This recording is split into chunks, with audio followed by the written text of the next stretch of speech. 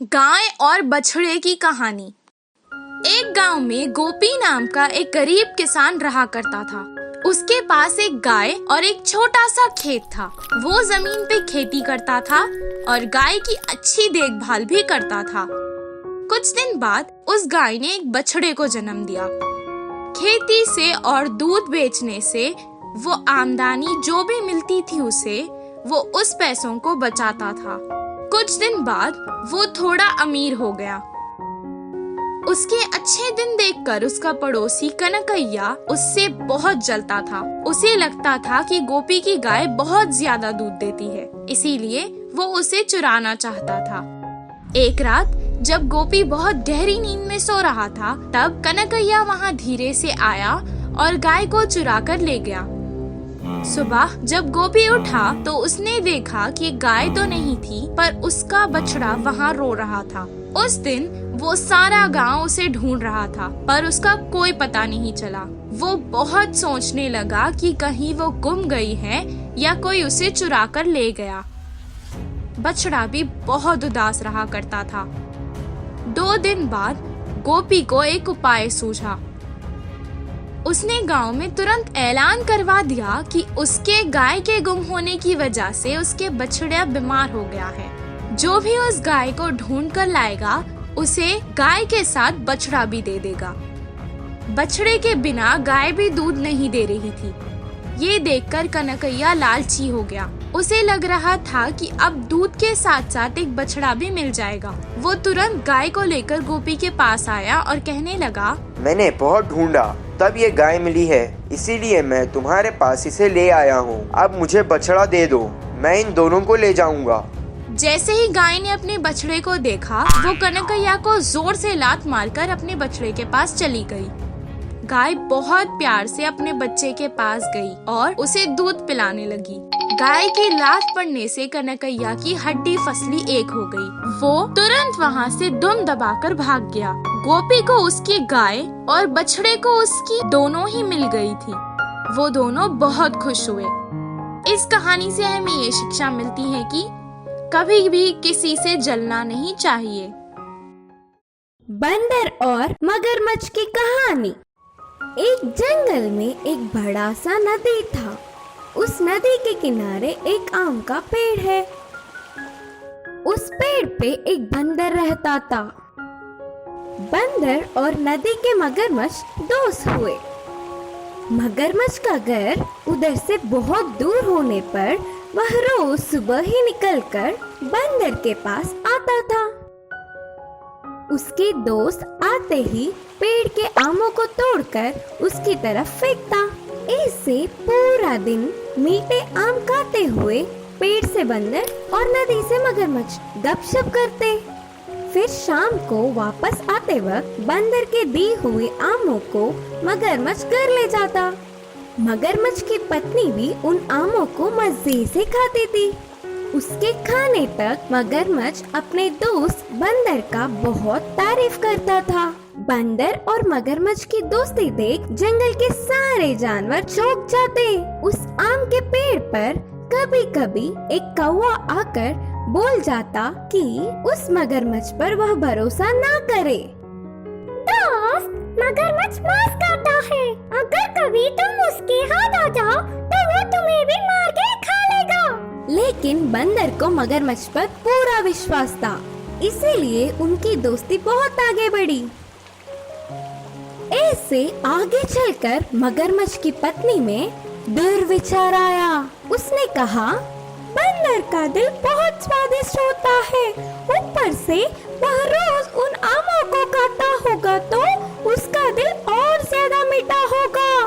तुम उस बंदर को मारने पर हम दोनों उसके दिल को बांट कर खाएंगे। यह सुनकर मगरमच्छ आग बबूला होकर गुस्से से पूछा, बंदर मेरा अच्छा दोस्त है, अच्छी बातें करता है, मैं भला दोस्त को कैसे मारूं? इससे मगरमच्छ की पत्नी मुंह मोड़कर पति से रूठकर बातें भी बंद कर दिया। खाना पीना भी छोड़कर पति का सुख चैन छीन लिया। आखिर में पत्नी की जिद बर्दाश्त न कर पाते हुए उसकी जिद मान गया। ठीक है, आज शाम को बंदर ले आऊंगा, तुम्हारा जो मर्जी करो। बोलकर बंदर के पास चल पड़ा। बंदर को ले जाने के लिए रास्ते में उसे एक चाल सूझी। पेड़ के पास आई हुई मगरमच्छ को देख बंदर हमेशा की तरह खुशी से मिला। बंदर दोस्त, हमारी दोस्ती के बारे में मैंने अपनी पत्नी से कहा, वह बहुत खुश हुई। तुम्हें आज दावत का निमंत्रण दिया। यह सुनते ही बंदर उछल पड़ा। पहला तो वह पेड़ पे अकेले रहने पर परिवार दावत बोलने से तुरंत मान गया। पर मुझे तो पानी में तैरना नहीं आता ना, फिर जाना कैसे दोस्त?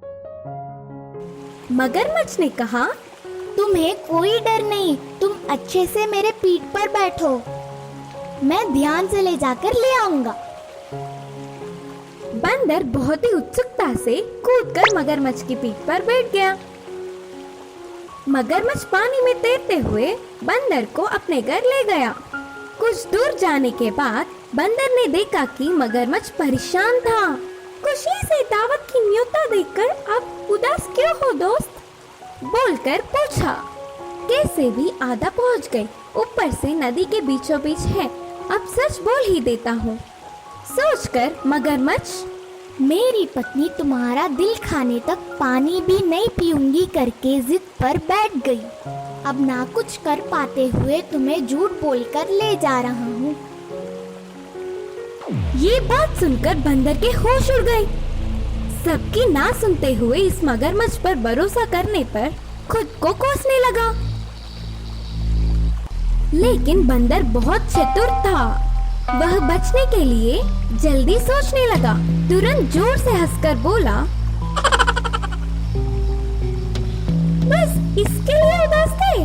पहले बोलती तो मैं खुद मेरा दिल ला कर देता ना, लेकिन अब तो वो मेरे पास नहीं है, पेड़ के पास ही संभाल कर रखा है।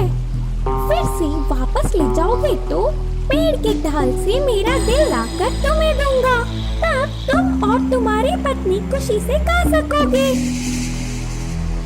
मगरमच्छ बंदर के बातों में आकर बिना दिल के बंदर को ले जाने से उसकी पत्नी चार लगा देगी करके वापस बंदर को पेड़ के पास ले गया। बंदर ने एक छलांग से मगरमच्छ की पीठ से पेड़ छेड़कर सांस छोड़ी। पेड़ के डाल पर बैठकर बंदर ने गुस्से से कहा, दिल नहीं कुछ नहीं, दोस्त की जान लेने वालों से मुझे कोई मतलब नहीं। इस कहानी की सीख है कि बुरों के साथ दोस्ती भी बुरा ही होता है। मेंढक और हाथी की कहानी। एक बार एक जंगल में एक तालाब था। उसमें बहुत सारे मेंढक रहा करते थे। उनमें से एक मेंढक हमेशा अपनी बड़ाई करते रहता था। उस तालाब के किनारे पर एक आम का पेड़ था। उस पेड़ पर बहुत सारे आम लगे हुए थे। वो घमंडी मेंढक हमेशा उस पेड़ के आगे उछल उछल कर आम तोड़ने की कोशिश करता रहता था और हर बार असफल हो जाता था। उसकी ये कोशिश को देखकर सारे मेंढक उस पर हंसते थे। उस तालाब में अपनी प्यास बुझाने के लिए हर रोज एक हाथी भी आया करता था। वो हर रोज मेंढक को देखता था। एक दिन उसे उस मेंढक पर दया आ गई और वो उससे पूछने लगा, मेंढक दोस्त, तुम हर रोज ऊपर लगे आमों को तोड़ने की कोशिश क्यों करते हो? नीचे भी तो इतने सारे आम हैं, इनमें से एक खा लो। मेंढक ने जवाब दिया, एक बार मैंने नीचे गिरा हुआ आम खाया था, वो बहुत मीठा था। सोचो, नीचे गिरा हुआ आम अगर इतना मीठा होता है तो पेड़ पर लगा आम कितना मीठा होगा। मैं पेड़ पर चढ़ नहीं सकता, इसीलिए हर रोज यहाँ उछलकर इसे तोड़ने की कोशिश करता हूँ। मेंढक की बातें सुनकर हाथी को उस पर दया आ गई। उसने मेंढक की मदद की और हर डाल से एक आम तोड़कर उसने दे दिया। मेंढक को अब इतने सारे पेड़ पे लगे आम मिल गए थे, इसीलिए उसकी खुशी की कोई हद नहीं थी। उस दिन से वो दोनों बहुत अच्छे दोस्त बन गए। जब हाथी उस तालाब पर आता वो आम तोड़कर मेंढक को दे देता। तालाब के दूसरे मेंढक हाथी से दोस्ती करने के लिए उसे बहुत विशेष मानने लगे थे। मेंढक बहुत गर्व महसूस करने लगा था। एक दिन हाथी को तालाब पर आने में थोड़ी देर हो गई। वो मेंढक गुस्से में यहाँ वहाँ कूदने लगा और कहने लगा, इस हाथी को तो कुछ अकल ही नहीं है। सिर्फ बड़ा शरीर रहने से कुछ नहीं होता, अकल भी होना जरूरी है। मैं इतने समय से उसका इंतजार कर रहा हूँ और ये अभी तक नहीं आया।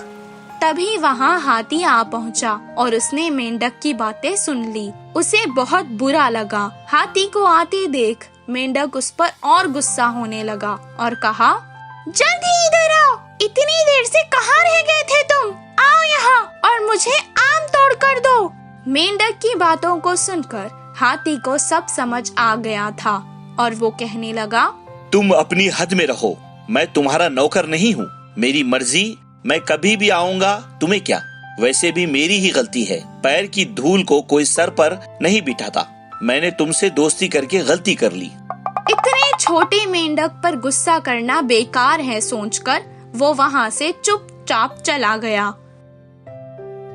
सब मेंढकों ने उसका मजाक उड़ाया। ओ बेवकूफ मेंढक, तुम उस हाथी पर गुस्सा हो रहे थे।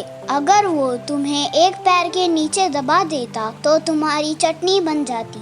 वो तुम्हें हर रोज ताजे आम तोड़ कर देता था, ये उसकी अच्छाई थी। लेकिन तुम्हें बस अपना घमंड दिखाना था, तुम्हें उसकी अच्छाई नजर ही नहीं आई। उन्होंने उस मेंढक को अपनी गलती का एहसास दिलाया, लेकिन देर से एहसास करने का क्या फायदा? उसने अपने ही हाथों से अपने एक अच्छे मित्र को खो दिया था। इस कहानी से हमें ये शिक्षा मिलती है कि चाहे कुछ भी हो जाए, कभी भी अपने आप को बड़ा नहीं समझना चाहिए।